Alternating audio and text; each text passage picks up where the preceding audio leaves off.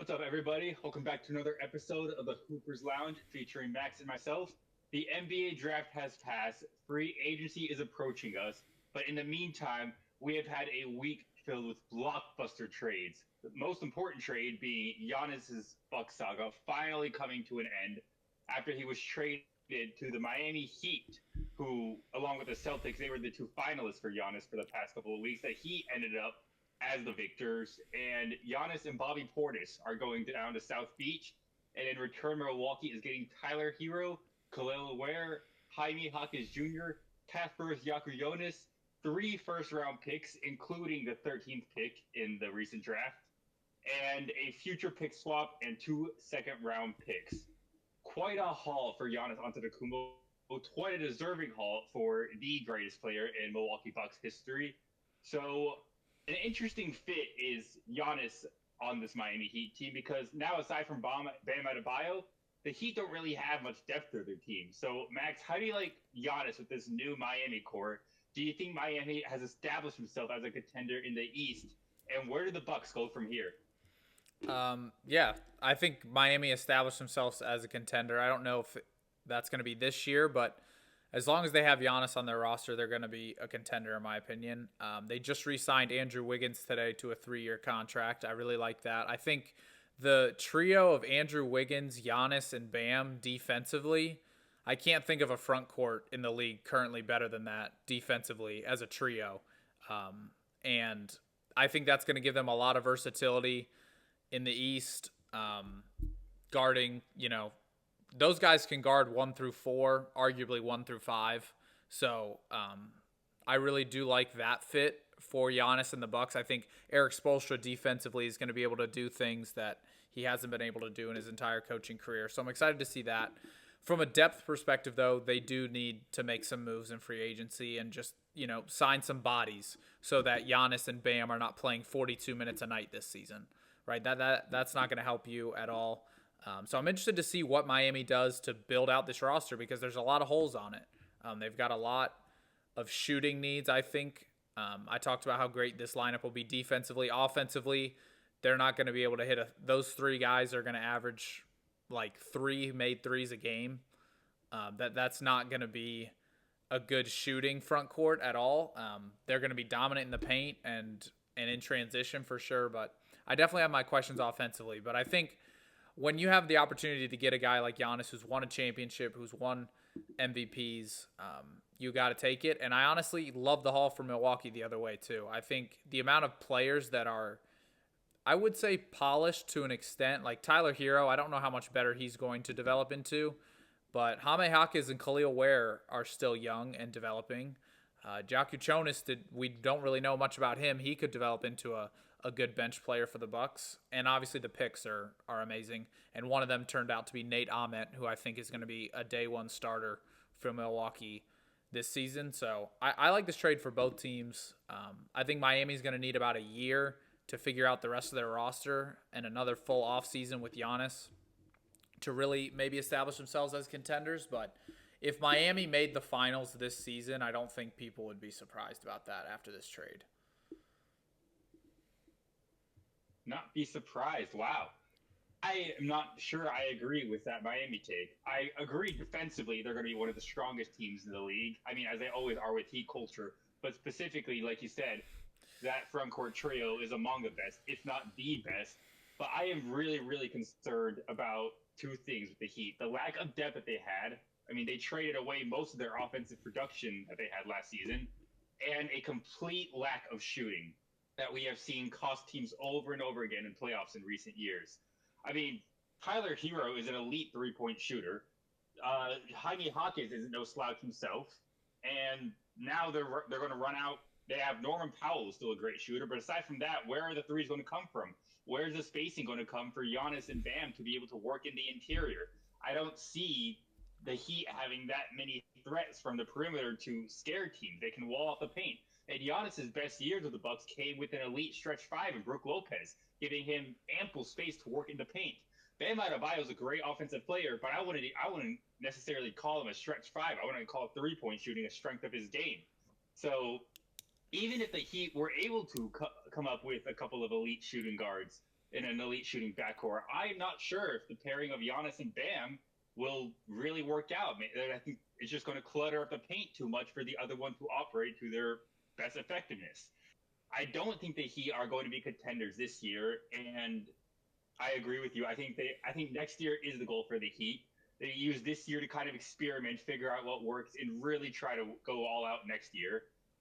But I'm also worried that after a move like this, the team and the fan base and the front office will begin to get impatient because you made a blockbuster trade. You expect to win now. You expect to compete for championships now. And especially for the Miami Heat, who have historically struck out on a number of marquee free agents and trade targets in recent years, they're going to want to win right now. And if they don't, I'm worried that patience will not be exhibited to this team that needs it. It needs to figure out how to properly work together. From the Bucks standpoint, I agree with you. I love the compensation they got, especially the other first round pick for Amit. I didn't love the Burries pick at 10 because I thought trading Giannis, the Bucks needed to swing for the fences and try to get somebody with really high upside. I actually mocked Amit to the Bucks at 10 in our mock draft because Amit is that player with high upside. He could become that all-star or all-NBA caliber player that Milwaukee needs to leave their rebuild eventually. And they got him at pick 13 with this trade. So love that return for the Bucks. And like you said, Khalil Ware is still young and has a lot of physical tools. He's very tantalizing. Jonas didn't get a lot of playing time as a rookie, but he's a jumbo playmaking guard. He can contribute as a second year. So the Bucks might be able to compete for a play-in spot with the depth that they have, or they could look to move some of these pieces after they have breakout years for more draft picks and more young players to further go along their rebuild. This brought options to Milwaukee, which is what they needed because they have not had a lot of options aside from trade Giannis in recent years, as unfortunate as this was. Now that he's traded, the Bucks have options, they have flexibility, and they can kind of retool their roster as they like.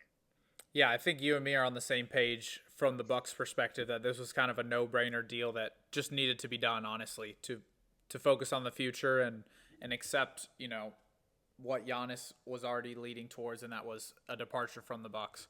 I think part of the reason I'm a little higher on Miami is maybe I trust their front office a little more than you do. I know that this roster right now is not going to be their opening night roster. They're going to have more guys on this roster. They're going to make pieces, and guys are going to want to play in Miami. It's a big city, beautiful weather, and now you get to compete for a championship with a great head coach and a Hall of Fame caliber number one option. So I do think Miami is now, for free agents at least, a very, very tasteful destination for players to go to. And also, another reason why I'm confident in this Miami team is I've seen Jimmy Butler take a Miami team with, I would say, similar levels of talent. And I think Giannis is a much better player than Jimmy Butler. So I do believe in Giannis. I believe in his ability to carry a team through the playoffs. We've seen it before. And I think now his motivation is at an all-time high. He just asked out of Milwaukee because he wants to compete for a championship. He's not going to waste any time to lay it all out on the court and try and win another one. So I think my confidence in the front office and Giannis is why I'm a little higher than you are on the Heat.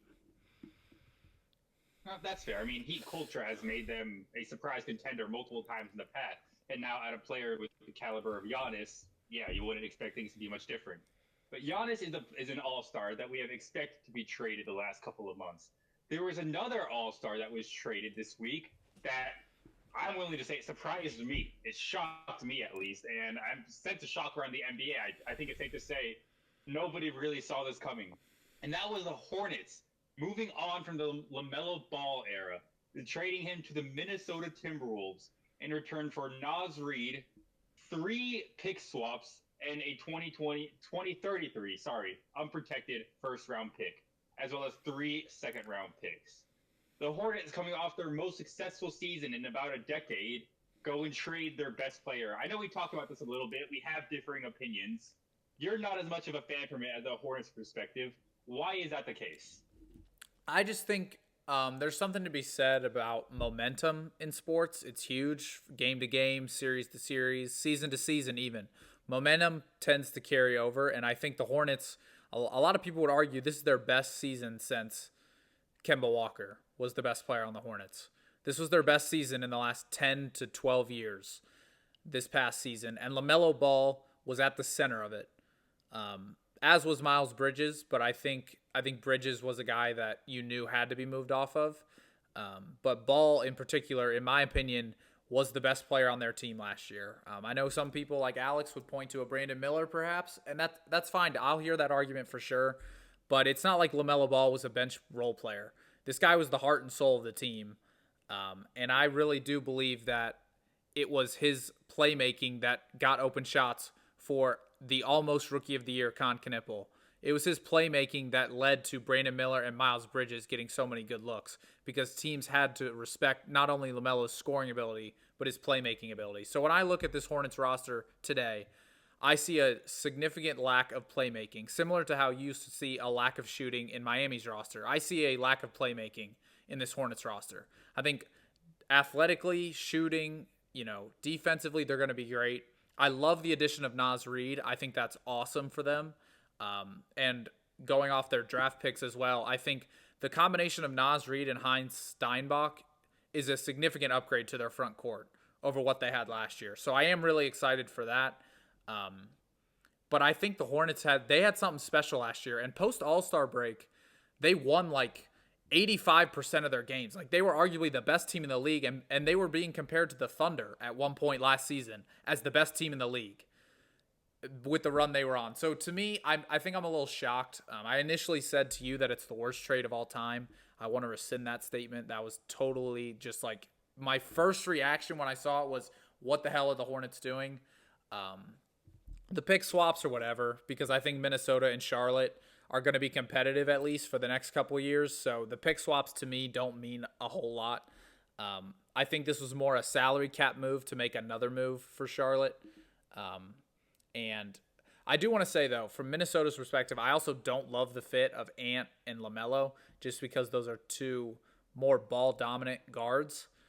But the one positive that I've been seeing flown out on the internet that I didn't consider was last year in the playoffs, San Antonio double-teamed Anthony Edwards a lot up top and forced the ball out of his hands. And I don't think teams are going to be able to do that with LaMelo's playmaking ability. Letting LaMelo run a 4-on-3 every possession on offense you're getting dunks or layups every time. So I do think that was a huge kind of point that the Timberwolves saw on film was we can't let Ant be the only playmaker, only ball handler on this team. We need more of that, and I think that's why they got LaMelo. So to me, this is like a boom or bust trade for both teams. Like whatever team it works out for, we're going to look back and say this was an awesome trade, and whatever team it doesn't, we're going to look back and say, why the hell did you make this move? I can see that, and I agree that the Hornets have a complete lack of playmaking. You look at the roster; they have a lot of great scoring talents, but they don't really have a primary playmaker without LaMelo. So there is a crucial hole on the roster. But real quick, do you see LaMelo as a first or second option on a championship contending team at any point in his career? Yeah, I think not number one option. I want to clarify. I can see LaMelo as a number 2 option on a championship team. Yes. Okay, I agree with that. He can be a number 2, but we haven't. I don't know if his pride will allow him to take a step back as a number 2. We've never seen him in that role yet. I'll get to that in a little bit. But LaMelo Ball is going into year 7 in the NBA. He has played a total of 0 playoff games. 0, not 1. And if you're the Charlotte Hornets, yeah, at a certain point, you probably gave up on the LaMelo Ball era. I mean, at this point a year ago, we were saying how it would probably be smart for the Hornets to move off LaMelo because it doesn't look like he's going to get them anywhere. And then he had a breakout year. They trade him, and we're calling it a bad trade. I see it as selling high on a player they didn't see as part of their long-term plans. I don't see anything wrong with the trade the Hornets got. I think they've got a lot more for LaMelo than they would have if they traded him at this point last year. So playmaking, yes, I do think that's a crucial need for the Hornets to fix. But this team is still a young team. They still have Brandon Miller, Con Knippel, 2 young, potentially elite scoring wings. They do have guards in Kobe White, who essentially won the play-in game for the Hornets this year. And they drafted Christian Anderson out of Texas Tech, Heinz Steinbach out of Washington. They have young talent, and with the picks they're getting from Minnesota, they have the ability to add a lot more young talent to that core. All for a player who I don't think they even considered a part of their long-term plans to compete for championships. Yes, the Hornets are I think it's safe to say they will be worse next year than they are this year because of the loss of LaMelo. But the long-term gains the Hornets got from this trade, like I've been saying, for LaMelo, who they didn't think they could win a championship with, I think makes it a trade very well worth it for the Charlotte Hornets. Yes, it does suck that they lost the heart and soul of their team for the last half decade, but it was the heart and soul of a playing team. So how much is that really worth, right? And I agree with you about Minnesota. I question the fit there because, like I said earlier, I don't know if LaMelo can be number two. His entire playing career, from the day he started playing basketball, he was the number one option. Back in high school in Chino Hills, when he was an eighth grader playing for the varsity team, the team ran through his brothers. He was the primary scorer. Lonzo was the primary playmaker, and LiAngelo did whatever LiAngelo did. But right, he's never ever been a second option in his playing career, and now he's going to be asked to Anthony Edwards, somebody who I'm sure he saw as a rival at one point where they were competing for Rookie of the Year, right? So to me, there is a question of if LaMelo is willing to concede and take a back seat and say, "Yeah, this is Ant's team. Let me find my role on this team in a way I can succeed." I don't know if he has the maturity to do that at this point in his career. So Minnesota will be a very interesting team to keep an eye on for better or for worse. Anthony Edwards isn't a playmaker. That is something they lacked last year, but I'm not sure if LaMelo Ball was the right fit for that hole on the Minnesota team. Yeah, I hear you there. I do think LaMelo, for what it's worth, is one of the better playmakers in the NBA from a just a way to get guys open. His ball handling with his combination of his vision, I think he is one of the best playmakers in the league. I would throw him right in the tier with the Halliburtons and the Trae Youngs and Lukas. Like that to me, at playmaking, he's just as good as those guards in my opinion. So I do think like from the Timberwolves standpoint, who could they have gotten better than LaMelo at playmaking? Who could they have done better than LaMelo? Right, Trae Young's off the board, Luka's off the board, Tyrese Halliburton's off the board. Right, you already have Rudy Gobert, so you don't really want your playmaking to come from a big. You need a guard. So I don't know if Minnesota's hands were tied because no one saw this move coming, but I do think they were pressured after how last season ended to go out and get a playmaking guard to complement Anthony Edwards, similar to how Mike Conley has been complimenting Ant for the later stages of his career. Mike Conley was always known as a playmaker first and a scorer second, and so I do question if LaMelo's mature enough to take on that role. But if he is, this is arguably the best backcourt in the league. So I do want to throw that out there too.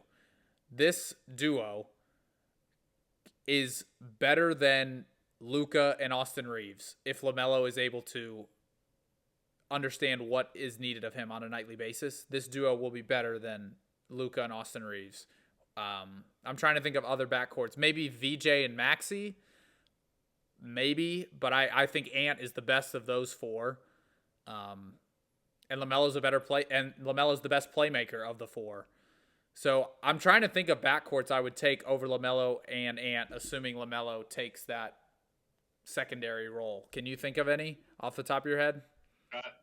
Shea and J-Dub, if you're considering J-Dub a shooting guard. From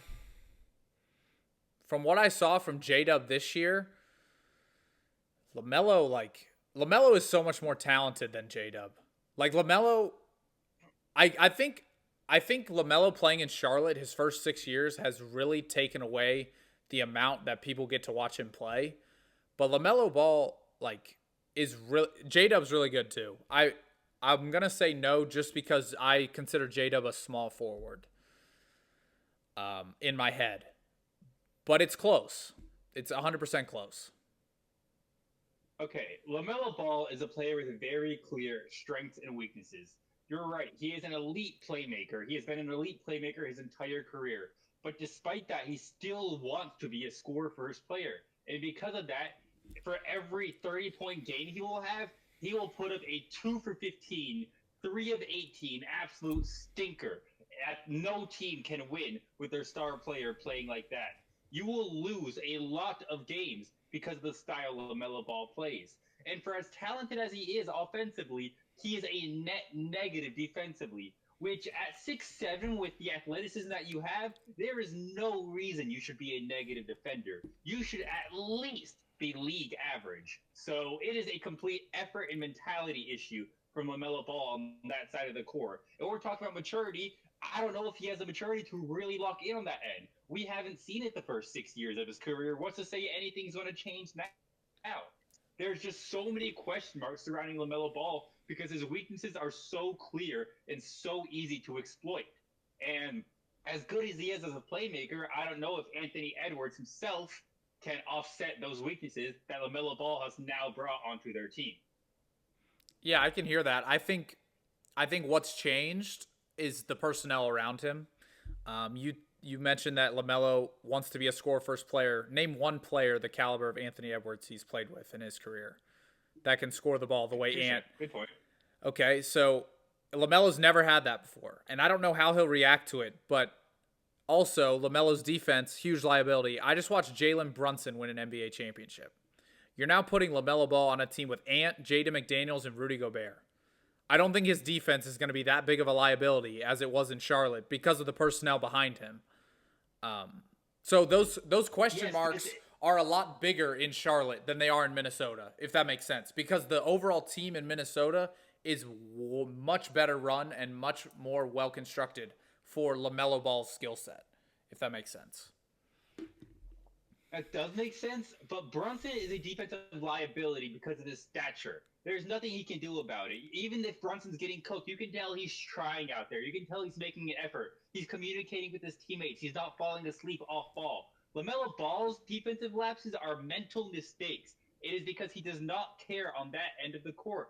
And yes, that is something you can change, but that is also something that can affect the team so much more. That is just, I mean, you see a player making $200 million on your team and not giving a shit about defense. What's that telling to the role players, that they can get paid that much without having to give a shit about defense? That's just the message you're sending to the team. You look at the Hornets roster last year, as good as they were offensively, they were also one of the worst in the league defensively. So whenever they weren't knocking down 23s a night, they were getting blown out of the park. And that showed in their playing game against the Magic. Yes, they had the exciting win against the Heat. And what did they follow that up with? A 30-point blowout where their offense didn't break 100. And the Magic, who we talked about as a horrendous offense, dropped 120 on them. This is what you're going to. This is this effort you're going to put out with your season on the line. It's a team thing. It's Brunson makes an effort on defense, and as a leader, that makes everybody else on the team put in that much more effort on defense. LaMelo Ball is the complete opposite of that, and that I think is not the reason, but a reason of the Hornets' struggles. That is something that needs to change if Minnesota as a whole wants to compete for championships. LaMelo Ball needs to put in more effort. And I truly do not know if he can. Yeah, I don't know either, but I'm going to trust that he will because this is the best chance he's ever had to win in the NBA. This is the best team he has ever played for. This is the best player he's ever played with. And I know that LaMelo Ball, talent-wise, is up there with the rest of the guards in the league. There's nothing he can't do from a talent perspective. And he's 6'7". Mm-hmm. So, yes, I agree with you. All the questions that you have about LaMelo, I also have. I don't want to, ignore those. But I think when you go to a team like Minnesota that is well built on both ends of the court, those questions get a lot smaller because your margin for error is greater when you play with better players around you. And I do think that is going to benefit LaMelo Ball this season and beyond. Because let's not forget, LaMelo and Ant are both 24 years old. These dudes could be playing together for the next decade. So this is not like they're trading for a 32-year-old guard either. They've got LaMelo and Ant at 24, and they've got Jaden McDaniels, who's 25 years old. That's your core for the next 8 to 10 years. So I'm excited for it. Again, I do think this is the most boom or bust trade I can remember in a while for both teams. Because whatever team benefits from this trade, I'm thinking they're going to be a championship contender in their conference, right? Charlotte maybe a little farther down the line, but if this trade pans out for them and they stack up the picks, and Khan and Brandon Miller turn out to be what the front office thinks they are, Charlotte's going to be contending in the East year in and year out for the next decade. And same can be said for Minnesota. If this LaMelo Ball and Ant pairing works out, they're going to be contending in the West for the next 8 to 10 years. So this, to me, is one of the more intriguing trades I've ever seen, one of the most unexpected trades I've ever seen. And I'm excited to see on a day one what version of LaMelo Ball we do see. Because I agree, there are questions there for sure. Yeah, Minnesota will definitely be one of the most interesting teams to keep an eye on this league, for better or for worse, because Anthony Edwards' name started to come up in some trade rumors before this blockbuster for LaMelo Ball. So if this doesn't work out, that could be the next disgruntled superstar we see asking their way off of the team. So keep an eye out in Minnesota. In Charlotte, on the other hand, that's not the only trade they made this week, because a few days later, they shipped away Miles Bridges in a 2029 first-round pick to the Phoenix Suns in return for Grayson Allen, Royce O'Neal, and a 2033 first-round pick. This trade I don't love as much for Charlotte. Max, I want to hear your thoughts on this. What do you think about moving Miles Bridges? Do you think this made the Hornets better or worse? I think Miles Bridges moving off the Hornets is good for them. I think it should have been done last season, though. I thought their opportunity at the trade deadline to maybe move him would have been greater. I know they went on a great run post-trade deadline, post-All-Star break, and hindsight's 2020, but it felt to me like Miles Bridges was kind of in that Miles Turner tier of like the guy that was always talked about being traded but never was. And it just felt like it was time for Charlotte to move off Miles Bridges with the emergence of Brandon Miller last year. I don't think the two of them mesh really well. They're both lengthy forwards who are a little undersized on defense, and they need the ball in their hands to score. So to me, the obvious decision was to choose Brandon Miller over Miles Bridges, and I think that was a decision that just needed to be made sooner. The addition of Grayson Allen I really love because he's, in my opinion, one of the more underrated 3-and-D guys in the league. He sneakily has a really good jump shot, and you know what he's going to give from a scrappiness and defensive perspective.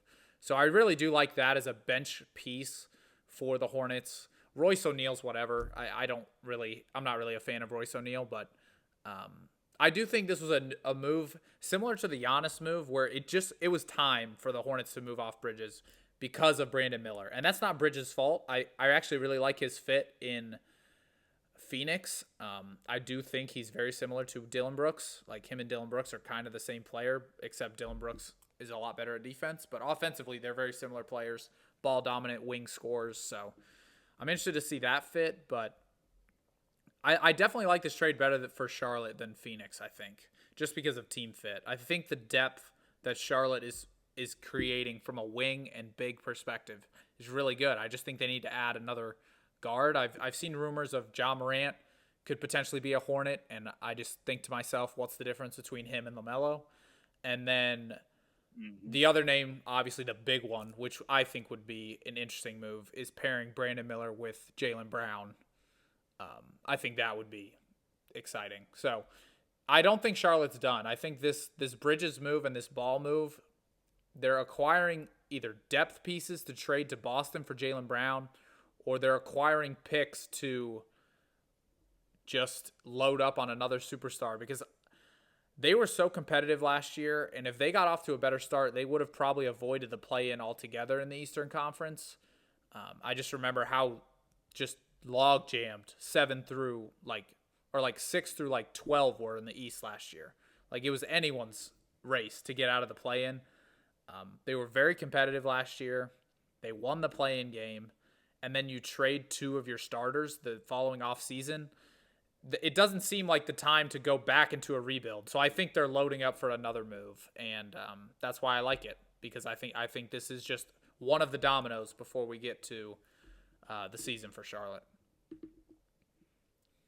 The Royce O'Neal slander is crazy on your end. He's trash. Crazy. He's trash.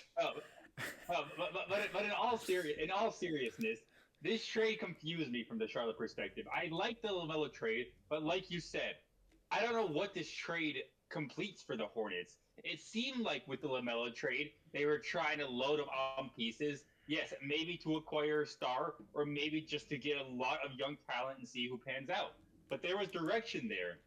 And then this Miles Bridges trade just kind of took that direction away.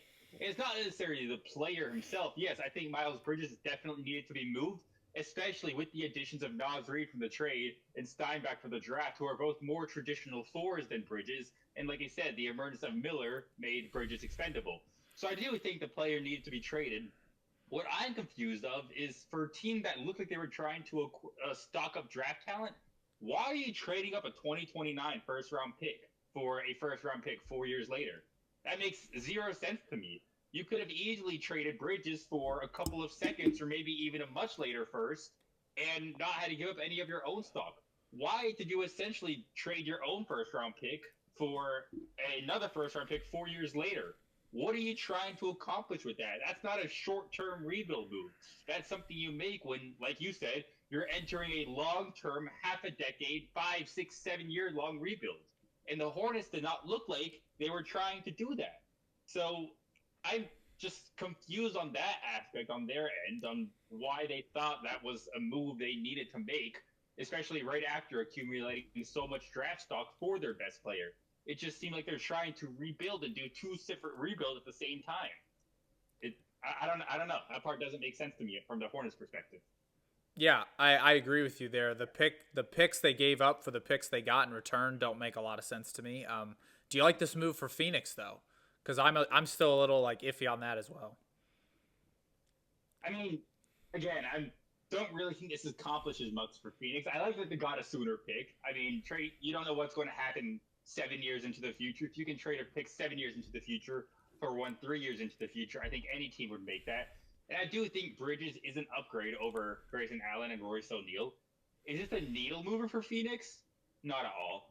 This isn't going to make Phoenix any better or any worse necessarily. But they got like you said, a good complementary wing score for Miles Bridges, who can serve ice as a third or even a second option behind Devin Booker and Jalen Green if he ever gets healthy again. And they got a sooner pick. So, I think it was only a good move for Phoenix. I think they were probably confused as to why Charlotte called offering him a first round pick alongside Miles Bridges, And if they're good, why would you say no to that if you're Phoenix? You didn't lose anything you can't regain. Yeah, and they also freed up $6 million in cap space by making this deal, Very which true. will help them when Devin Booker needs to be re-signed. I think next offseason, I think it is maybe 2 years, but that is definitely coming up close. The Devin Booker contract. Anything else from a trade perspective you want to talk about? I think we hit all the big ones since our last episode. Yeah, we hit the three big trades. Let's get into our mini NBA draft recap, which, for the most part went as far as we expected. The top four picks went where we expected. We could debate over the order of the guards, but at the end of the day, the next tier of guards all went where we expected. There wasn't really any major notable draft slides. But it was an entertaining draft, a very stacked draft, like we've been saying, and I'm very excited for the summer league to see how these rookies look on their new team. But do you have any teams that you have as a specific winner or loser coming out of this NBA draft? Um, I would say winner. I would say the Spurs and the Thunder, just because they got really good depth pieces, in my opinion. Um, Getting Quaintance and Terrence Reed to back up Wemby signals to me that Luke Cornett's time in San Antonio is almost over. I think both of those guys. There's a world where you could start to like. I think Wemby. I think we're close to seeing Wembanyama start playing the four. Like seriously, I really do think that is a future for San Antonio. With his, he's going to be a stretch four with Quaintance and Reed clogging up the middle. I really do think that's the future for San Antonio, which is something I honestly wasn't expecting, but I kind of like the idea of it. So I think they're a winner. The Thunder getting Mara is insane to me. I thought the Mavericks should have taken him when they took Merez Johnson. I think Mara with Kyrie and Cooper Flag would have been a very interesting team to build around, especially when you're not only in the West, but you're in the same division as the Spurs. Like, why would you not draft Mara right there to counter Wemby for the next decade? I don't know. But they went with Merez Johnson, so I think that was a mistake, in my opinion. And I think there's one big loser, and that's Brooklyn. The only reason I say that is because they passed on Darius Acuff. And I don't know if this season they'll be a loser, but I think in 5 to 6 years they're going to look back on this draft and be like, why the hell did we not take Acuff? So that to me are my thoughts on the draft. I thought the Hornets also, I know we just talked about Charlotte, they had a great draft. Christian Anderson and Hans Steinbach. I was unfamiliar that they played together overseas before, so that was pretty cool. Did not know that. I didn't know that either. I know they played for Team Germany overseas when they were like 18 years old or something. So they have a little bit of chemistry together, having played together. And then my favorite pick of the whole draft was Allen Graves to the Raptors, because I just think he fits their team so well, with his flexibility on both ends of the court, his wingspan. I thought he was an amazing pick for them, and I think he could start. He could be a bench player. I think he's going to mesh with Scotty, Brandon Ingram very well. So I really liked that pick as well. I just got to say, the question about the Raptors, isn't Allen Graves essentially the same player as Colin Murray-Boyles? And now they're in the Kawhi Leonard trades. Like, how many wings do the Raptors? I don't know. Going to take for them to be happy? I don't know, but I do think that Jakob Poeltl is not the option at center, and I think Murray-Boyles is going to slide in to start this season. So I think they needed another big to replace Poeltl, and I just think Graves, the mold of Graves, is going to fit with the way they play basketball. I guess their culture and their play style, I think, fits him very well. Yeah, I agree. The Spurs were also one of my winners from this draft. Jaden, I had them taking Chris Nack, but like you said, their biggest position of need was backup center. And Jaden Quaintance, he's a much riskier pick than Sanak, but he also offers, I think, a much higher ceiling. He has a lot of injury concerns surrounding him, but if Quaintance can overcome those, he can be a dominant force for the San Antonio Spurs, a truly dominant force on the defensive end, which, yeah, the Spurs don't need any more of that. It's incredible that they lucked that out. But I would say the biggest winners from this draft are the Memphis Grizzlies.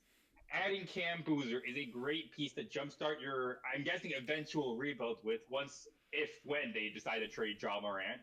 Cam Boozer is a great centerpiece to build your team around. But the other two picks that they had with the draft, nabbing Kareem Lopez and Richie Saunders, I think those are three great pieces for the Memphis Grizzlies. Saunders is going to be an immediate contributor on the offensive end. Lopez has the potential to become an elite 3-and-D player, a Chris Middleton type player. I think we could be looking back at this draft for the Grizzlies in 3 years and saying, wow, what a haul that they got all three of these players in the same draft. So the Grizzlies, to me, I love what they did. I think they're the big winners. The losers, to me, are the New Orleans Pelicans. And that's only because of what they did last year. Trading your first-round pick in an absolutely stacked draft, you would have had a top 10 pick and your choice at one of the 4 or 5 elite guards. Instead, he gave it up for Derek Queen. Yeah, you're the loser of this draft, and it was just because of what you did last year. A truly horrible trade that we all called it at the time for the New Orleans Pelicans ended up being a horrible trade. Who would have thought? They, to me, are the big losers of the 2026 draft. Yeah, that's totally fair. I didn't really think about them because they didn't have a pick, but that is a great point you bring up there. There's another pick that was a little bit of a head scratcher for me that I want to bring up real quick, and that was Philadelphia taking LeBaron Philon. I guess 6-man is cool, but don't you think they want another big with the injury concerns with Embiid, or another wing because Paul George and Kelly Oubre are up there in age?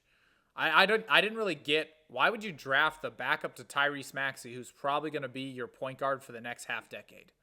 That to me made no sense. Yeah, and they already have shot creation with, VJ Edgecombe, Quentin Grimes. They have a lot of shot creation in the position coming off the bench. But on the other hand, this is also a draft class that was seen as very weak in the big man area, the big man position. So as much as we could have pinpointed and say, yeah, Philly needs a big man, if they didn't believe in the big men that were available at the pick, which at the best one at the time was Chris Sinak or a Henry Vassar. By the way, we're talking about draft slides. Henry Vassar was taken at the end of the second round, and both of us mocked him in the first. That was probably the biggest surprise in terms of draft slides of this draft. But if Philadelphia didn't believe in either of those two bigs or any of the other bigs they could have taken, that's a need they can fix in free agency. That's a need that they can plug and play a veteran rather than somebody with a 22nd overall pick who, is a question mark for a team that's trying to contend right now. LeBaron Philon will come in and immediately produce shot making. I'm sure he can find a role, some kind of playing time in his rookie year. They had bigger needs, but it seemed like Philly just went with the best available player approach at that pick. And Philon, for what it's worth, both of us had him going in the teens. So he probably was the best available player at the 22nd overall pick. So Philly might have felt like they got good value there, gotten a bit of a steal at their slot. So I think that's more along the lines of Philly was thinking. I think it was just a lack of quality big men, and maybe they felt more confident about a veteran signing in a few weeks. Yeah, I agree. There was a lack of big men when they were drafting, but for me, I would have just traded back then. I think you could have got, you could have got Terrace Reed by trading back and more, maybe. I don't know. I just think the fit wasn't there, in my opinion. And let's get a little bias here. Alex, what do you think of the Bucks draft? Good, bad? I am a huge fan. When he took Braden Burris with the 10th overall pick, I was not a huge fan. Like I said earlier, I think the Bucks needed somebody who could swing for the fences, but they got that with Nate Ament. Ament, before the college basketball season, in the way too early mock draft for this year, he was the 4th overall. He was the Caleb Wilson. He was supposed to be where Caleb Wilson was taken, essentially. The tier behind the first three, but somebody that has the capability and the potential to even be better than all three. He might have a lower floor than the top three, but his ceiling is right up there. He didn't have the most spectacular year at Tennessee, although I will say he started coming into his own towards the end of the year. But in the NBA, especially with the Milwaukee Bucks, who are going to enter a long-term rebuild and are going to exhibit plenty of patience with their young guys, Ament has all the time in the world he needs to develop into a star playing pressure-free basketball. He is in the ideal situation for his career to be set up. And I wasn't high on Burris at 10, but Burris still has a really high floor, right? He will be an immediate contributor to the Bucks. He is already an elite three-point shooter. He will find a role on this team, I'm presuming, as a sixth man behind Ryan Rollins or Tyler Hero at either one of the guard positions. I think he will find a role. Ament might be quieter as a rookie, maybe even see a couple G League stints, but his ceiling is so incredibly high.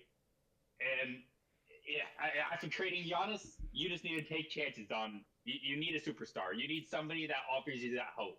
So I think the Bucks did great in acquiring young talent and just pieces that'll make the team exciting to watch next year and in future years. Love what the Bucks did. Excited to see what they do. Yeah, I thought they had a good draft. I think Ament, you mentioned G League stints. I think he's going to play as much as possible in the NBA, just for experience purposes. I don't know. Maybe he'll start in the G League, but I highly doubt that. I think he's going to be a starter for you guys for most of next season, just with the value of getting guys games, getting guys minutes. Especially for a player that, like you said, didn't have the best year at Tennessee. I think his confidence probably isn't the highest, and just for the coaching staff to trust him for his rookie season to go out there and just perform and play his game, I think that'll help him a lot. From a Warriors fan's perspective, Yaxel Lendeborg was awesome. That's exactly who I wanted, exactly who I mocked for us to get, and I'm really excited to see his role, especially if the Warriors trade Jimmy Butler, which is definitely a possibility here. I think Yaxel Lendeborg is going to be amazing for us next year. He is our version of Aaron Gordon now. He's a jack of all trades on both ends of the floor. He's going to do whatever the coaching staff asks him to do. He can shoot threes. He can drive to the paint. He can play defense 1 through 5. He was exactly what the Warriors need to contend for another championship, and people are talking about his age. The kid's still only just 24, so I mean, it's not like he's 28. So I'm not really worried about his age. I know a lot of people are pointing like this guy's old. Why would the Warriors draft another old player? The kid's 24. All right, he's not that old. So I do love it though. Okay, I will say about the age, him being 24 means there's less upside for him, less untapped potential in a sense. Sure. And so that makes some people question at the 11th pick. But from the Warriors' perspective, from a team who's looking to contend right now, and for a team who's made mistakes in previous drafting young players with untapped potential like Kuminga and Moses Moody, players who, yeah, they have potential, but they didn't pan out, and they didn't help the Warriors win. Now they have a player who's pretty much a complete package. They know what they're getting, and he's likely going to be an immediate starter for the Warriors. And getting that in the draft with the 11th overall pick for a team that's trying to win next year, yeah, I'd say that's a pretty good haul for the Warriors. Now, if the Warriors are trying to make some kind of move for Kawhi or Anthony Davis, or if maybe a sign-in trade for LeBron, I know he's going to be a free agent, but a sign-in trade is also possible. If those moves are in the realm of possibility for the Warriors, I think Lendenborg will have to be discussed as a package in those trades, much like Giannis was required for the Heat to acquire Giannis. I think Lendenborg will be a very important part of whatever package is sent out for one of those stars. So I think it does remain to be seen whether or not he even will be a Golden State Warrior come October. Something to keep an eye on. But no, he's a Warrior. I like the fit as of right now. I'm a fan of Lendenborg as a Warrior. I think the Warriors would rather give up Jimmy than Lendenborg in a package. I know Jimmy's hurt, but I think he still holds a little more value than Lendenborg right now. And I think the Warriors are willing to give up any and all picks to win one more championship before Steph Curry retires. And I'm excited to see how this roster fills out, because with Draymond declining his player option today, free agency starting tomorrow, LeBron is not meeting with the Lakers or hasn't met with them yet. I don't even know if he will meet with them. Warriors are going all in, and they're also very much like Minnesota. I think we're going to be talking about Golden State as one of the more intriguing teams to watch next year. And on the news of Golden State, Draymond Green declined his player option. So he is going to be an unrestricted free agent for, I don't know if that's the first time in his career he's officially been in free agency, but it's very likely that we won't see Draymond returning as a Warrior. And that, to me, is telling me the Warriors are hoping to acquire another forward of some caliber. Whether it is Leonard or AD or LeBron, they're looking to create space for another fairly ball-dominant forward. So the only reason Draymond something to keep an eye on. The only reason Draymond declined the player option was to free up the $15 million you get in free cap space. I think, I don't know the exact rule, but Draymond essentially is taking a pay cut to sign LeBron because LeBron is a free agent, and so we can give LeBron that $15 million without that affecting our cap hit at the beginning of the season. I don't know the exact rule, but Brian Windhorst did a great job explaining it on Get Up this morning. And so, again, Draymond Green, like he said, there's a very small chance he leaves the Warriors. This was totally for front office flexibility during free agency. And if the Warriors swing and miss on LeBron, Draymond can re-sign the exact same contract that he just declined for the same amount of money. So I expect Draymond Green to be a Warrior next season. It's interesting. I'm interested to see if anyone tries to get him though, and what their offer is. But I do think he's going to be a Warrior, and I think my main point of confidence on this is he has the same agent as LeBron. So the agent is definitely working something to get both of them as much money as possible, and I think that this move does that for Golden State. Okay, you make a lot of good points. You definitely looked into this more as I did as a Warriors fan on your end. So just so we get it straight, you don't think there's any chance that Draymond Green is suiting up for another team next year? Not next year, no. He will be a Golden State Warrior? Yeah, 100%. Okay. Draymond, as soon as we sign LeBron or another free agent, right, replace whoever you want with LeBron, Draymond will sign a contract with the Warriors for less money, and he is doing what Jalen Brunson did, and he is taking a pay cut to try and win another championship. That is exactly the route that Draymond Green is taking. And Brian Windhorst, like I said, did an amazing job of explaining it because I didn't even know this was a rule. But he said yesterday on Get Up to watch out today for Draymond declining because it'll be the first domino that falls for Golden State. So I really do think LeBron to the Warriors is like a lock. It's Anthony Davis and Kawhi, like the secondary piece, including the trade with Jimmy Butler, that I think is more up in the air. Okay, the further question for you about the Warriors. They have a lot of wings right now with Jimmy Butler, with Porzingis, with the recently acquired Lendenborg. And now we're having 3 other wings that are in at least discussions to either be traded to or signed there. Do you think Draymond is going to have to take a bench role? And if so, do you think he is willing to do that? So I was thinking about this. The rumor is that LeBron and AD are coming to Golden State and Jimmy Butler's leaving. So in my mind, the starting 5 would be Steph at the 1, probably Lendeborg at the 2, LeBron at the 3, Draymond at the 4, Anthony Davis at the 5. Because Moses Moody is out with the knee injury and Jimmy Butler would be shipped out. So unless you're starting Podziemski or Guy Santos, I really don't think that we have anyone else that I would rather play the 2 than Lendeborg. And then when Steph goes to the bench, I would ensure that LeBron James is on the court to run point. Like, that would be my sort of thing. So to answer your question about Draymond, I think he's too valuable defensively to take a bench role, especially with a bunch of 38-year-olds running around him. I think Draymond needs to be on the court for defensive purposes. His IQ is too good, and I just think the way we play basketball revolves around Draymond Green almost as much as it revolves around Steph Curry.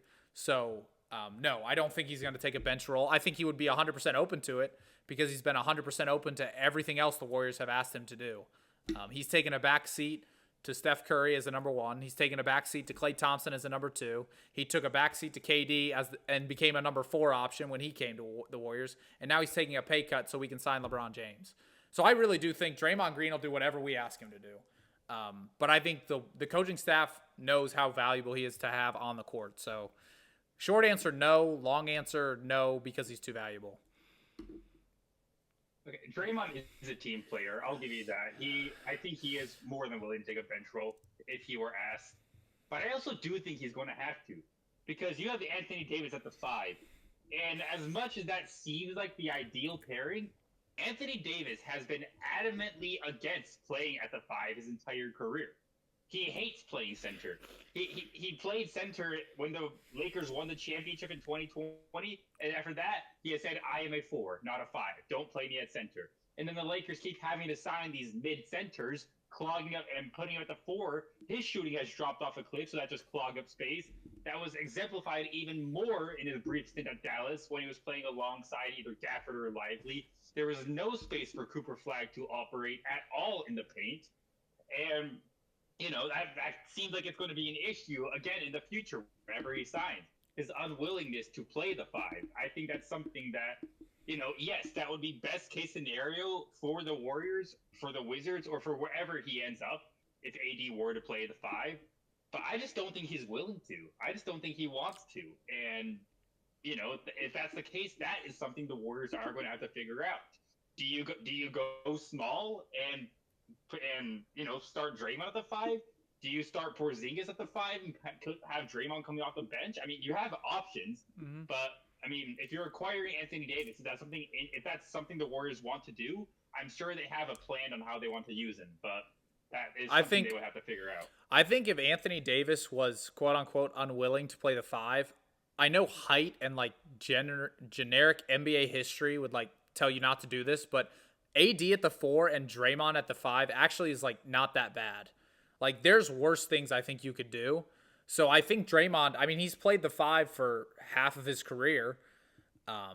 Now he's getting to play with Anthony Davis, who, again, very similarly, if Draymond is the one taking the body blows in the post and Anthony Davis is kind of roaming like Wemby sort of, right, to protect the rim on defense, and then you play Anthony Davis in more of that stretch 4 role, with Draymond being a primary or secondary ball handler to Steph And LeBron, like, yeah, I think that could work. If Anthony Davis is like, I'm not playing the five, I'm not going to sit on the dunker spot on offense and just catch lobs. Like, that's not what I'm going to do. If he's unwilling to do that, then yeah, I think AD at the 4, Draymond at the 5. While height would tell you to put AD at the 5, it might work better that way. I'm not sure. Like you said, we have options. Yeah, and again, in theory, Anthony Davis as a stretch 4 sounds good. But what if I told you Anthony Davis has not even shot over 30% from threes since 2020, since their championship-winning Lakers season? He has shot below 30% from three the last 6 years of the NBA. And last year was an atrocious 27% from three. You can't survive as a stretch 4 in the modern NBA shooting those kind of percentages. And I think we're just really overrating the impact Anthony Davis makes at this point in his career as a whole.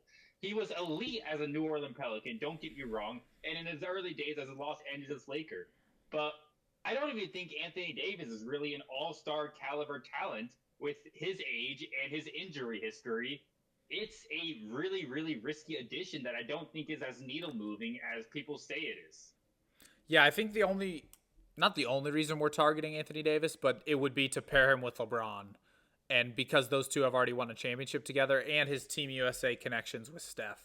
I think just kind of the continuity there that you're going to head into day one is kind of a talking point for them. But I agree. Anthony Davis's injury history to me, like, I would rather keep Jimmy Butler and not trade for Anthony Davis. Personally, as a Warriors fan, I would rather do that because of his injuries history. Like, there's a real chance that Anthony Davis isn't even playing meaningful games for the Warriors. He signs, the trade contract or whatever, comes to Golden State, plays 35 games, and blows out his knee again. And then what are we supposed to do now, right? Like, so as a Warriors fan, I would rather keep Jimmy and play the lineup of Steph, Jimmy, Lendeborg, LeBron, and Draymond. I'd rather do that than throw Anthony Davis in there and giving up Jimmy Butler and giving up picks. I would rather do that, but again, time will tell. I think LeBron to the Warriors, though, like I said, I think that is the next major move that will happen for Golden State is sign LeBron with this $15 million you just freed up in cap space because of Draymond Green, and then you continue talks with the Wizards for Anthony Davis or anyone else you may be pursuing. Is Kawhi, you keep throwing Kawhi out there, which I don't think Kawhi and LeBron are both going to the same team, but is Kawhi a free agent or would we have to trade for Kawhi? He'd have to be traded. Okay. Yeah, I wasn't sure, but I think they're going to pursue LeBron before they pursue Kawhi, I think. Mm-hmm. We got a big sidetrack from the draft, but anything else about the NBA draft or about NBA news that you want to discuss before we get into our last segment? No, let's get into it. All right, Max is here with another Keep 3, Get Rid of 5. And the theme for this episode is non-lottery draft picks of the 2026 NBA draft. So picks 15 through 30, or, I'm assuming you only did first round. Maybe you got second round in there as well. Only first round. Okay. So picks 15 through 30 of the first round. And I'm keeping these, yes, based off player talent, but also off team fit. If player A and player B, I feel like are rated the same, but player B, I like the fit of their team much more, I'll be more inclined to keep them than player A. So that is the criteria we're going off of, if I have that all correct. Yep, that is correct. And I've got the player. I'll give you the player name as well as the team, so there's no confusion. Are you ready? I'm ready. Let's get into it. First name up on the Keep 3 Cut 5 is Cameron Carr with the Los Angeles Lakers. Cameron Carr is a player I really like. I had him mocked to the Oklahoma City Thunder with their second first-round pick, and I like him as a scoring guard.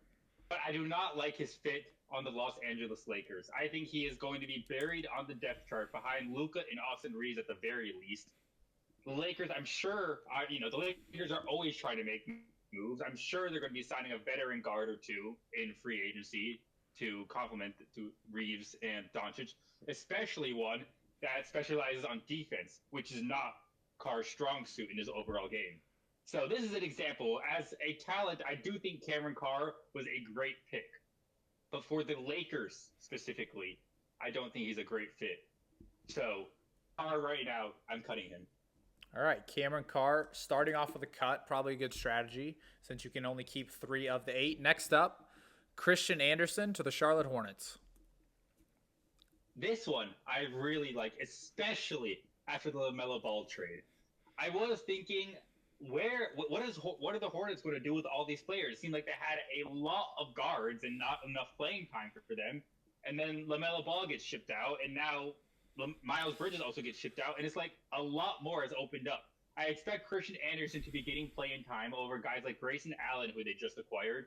Hell, he might even be a starter alongside Kobe White if they choose to run Con and Brandon as a 3 and 4. They could run small. That's an option they could look at. Naz Reid has specialized as a 6th man his whole career, right? Why would they change that now? Steinbeck is a rookie, right? He's not an obligation to start.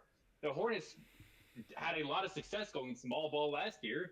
They could repeat that and surround 4 shooters around Diabate or Kalkbrenner this year. Anderson could be a starter on a playoff team. And to get that with the 18th overall pick, I think is great value. And I also am really high on Christian Anderson. I think he was really good at Texas Tech. It's even after JT Toppin went down with his injury. Think about JT Toppin. I wonder if he got drafted. Besides the point, I want to keep Christian Anderson in this 3. All right, Christian Anderson's first keep. Third name up, a guy I mentioned earlier that I loved, Alan Graves to the Raptors. Again, my issue is I do not think he's going to see much playing time as a rookie. The Raptors have a ton of elite wings, and there's a very real possibility the Raptors could start a wing at the point guard, they could start a wing at the center position, and they could start a wing everywhere in between. They just have that much versatility and depth at the position.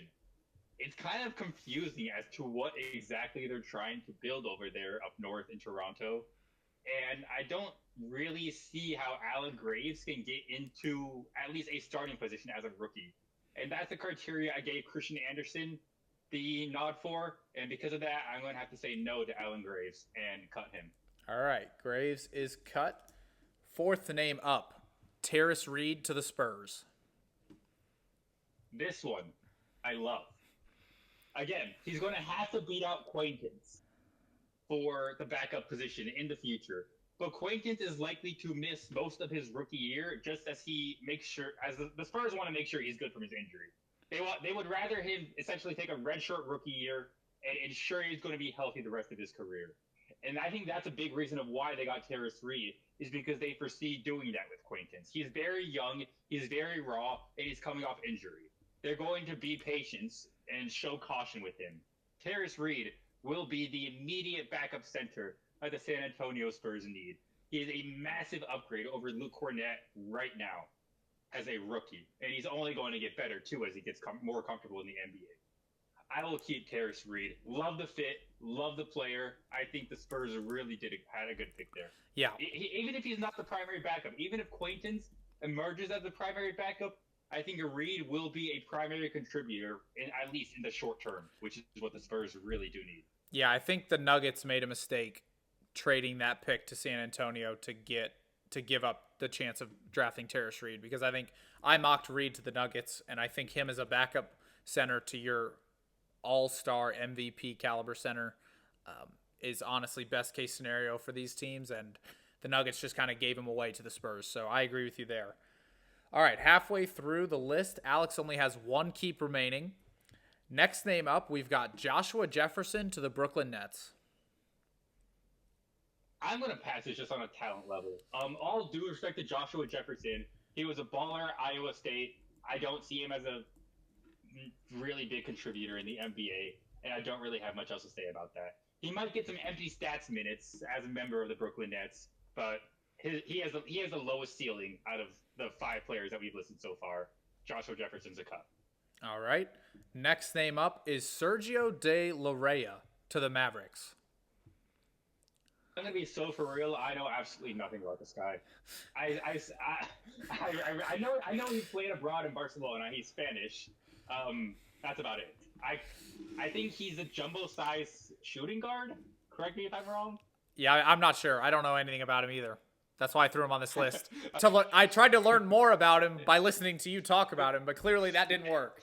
So, yeah, this is not a guy I unfortunately know anything about. I knew Kareem Lopez in the international pool. I knew he was a premier talent. I truthfully didn't really know anyone else. So maybe David Larea will be a future MVP candidate. Maybe that's the GOAT in the making. But I'm going to cut him for now. all right. So with 2 players left, Alex has 1 keep, 1 cut. Feel like he's in a pretty good spot here. Next name up, Dalen Swain to the Bulls. Now this is one. See, I love the fit of Swain on the Bulls. This is one I was a fan of. The question is, do I think this last player is going to be better than Dalen Swain? Because it's just a 50-50 chance. Because if this last player is better, then I have to cut Swain.